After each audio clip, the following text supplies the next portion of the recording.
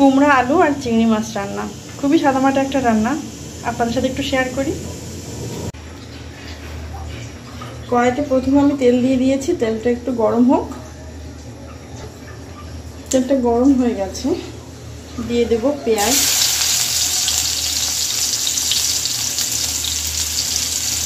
আর দিয়ে দেব কাঁচামরিচ।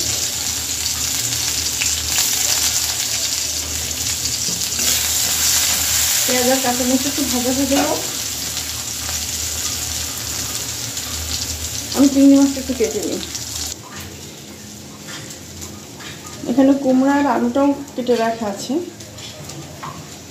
এবার চিংড়ি মাছগুলোকে একটু ছোট ছোট করে কেটে নেব আমি।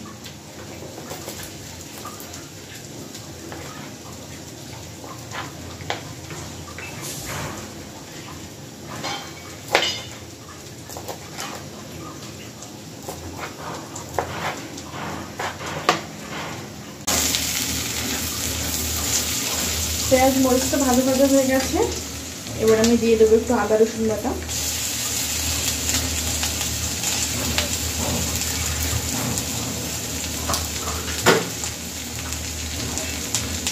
একই সাথে দিয়ে দেবো একটু হলুদ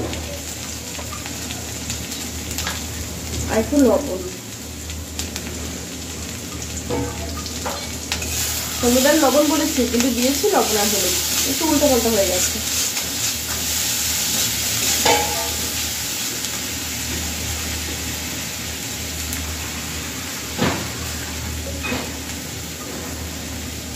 ছোট ছোট করে কেটে রাখা চিংড়ি মাছটা দিয়ে দেবো।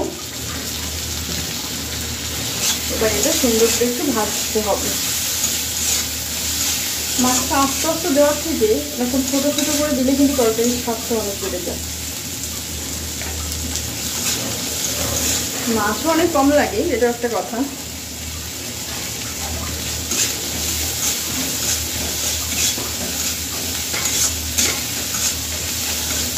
বেশি ভাজবো না, মোটামুটি ভাজা হয়েছে। এবার আমি একটু পানি দিয়ে দেবো।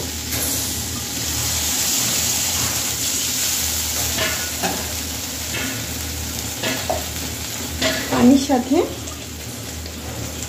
শুধু একটু ধনিয়া গুঁড়া দেবো, জিরা গুঁড়াটা এখন দেবো না, দিলাম ঢেকে।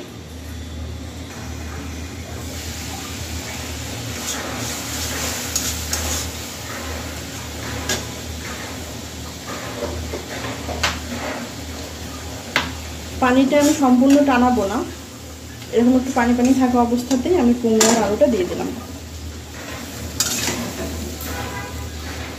দিয়ে তরকারিটা কিন্তু আমি ঢাকবো না, এখন যতক্ষণ কষাবো ঢাকনা খুলে রেখে আমি একটু কষিয়ে দেবো। কারণ কুমড়ো থেকে যেন বেশি পানি না বের হওয়ার সুযোগ পায়, ঢেকে দিলেই তো পানি বের হওয়া শুরু করবে।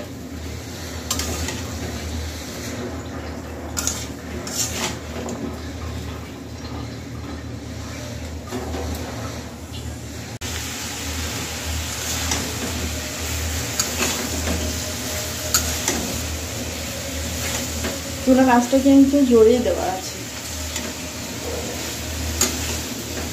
পানি প্রায় শুকিয়ে যাচ্ছে, তলার পানিটা।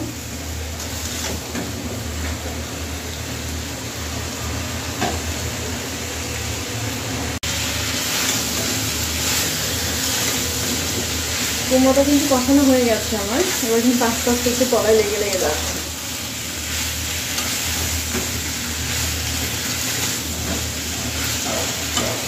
আমি এবার কিছুটা পানি দিয়ে দেবো।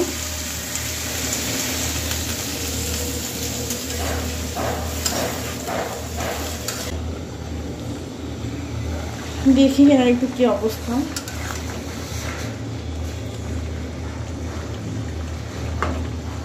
কুমড়োটা কিন্তু সেদ্ধ হয়ে গেছে, আলুটা একটু বাকি আছে।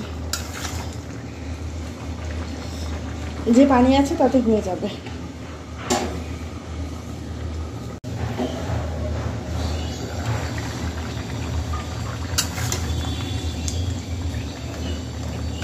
এবার আলুটাও সেদ্ধ হয়ে গেছে আর কুমড়া তো সেদ্ধ হয়ে গেছে।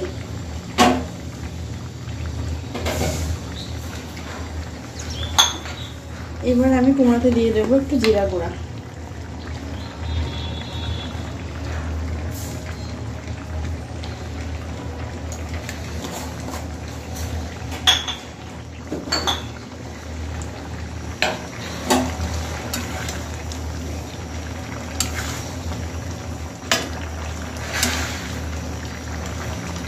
জিরা গুঁড়া দিয়ে তেলের জালটা একটু বেশি করে দিয়েছি, ভালো করে বড় বসে যায়।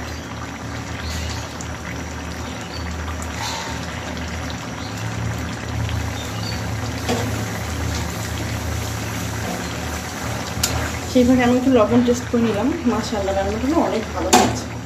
এবার চুলাটা বন্ধ করে দিয়ে ঢাকা দেবো। হয়ে গেছে কিন্তু আমার রান্না।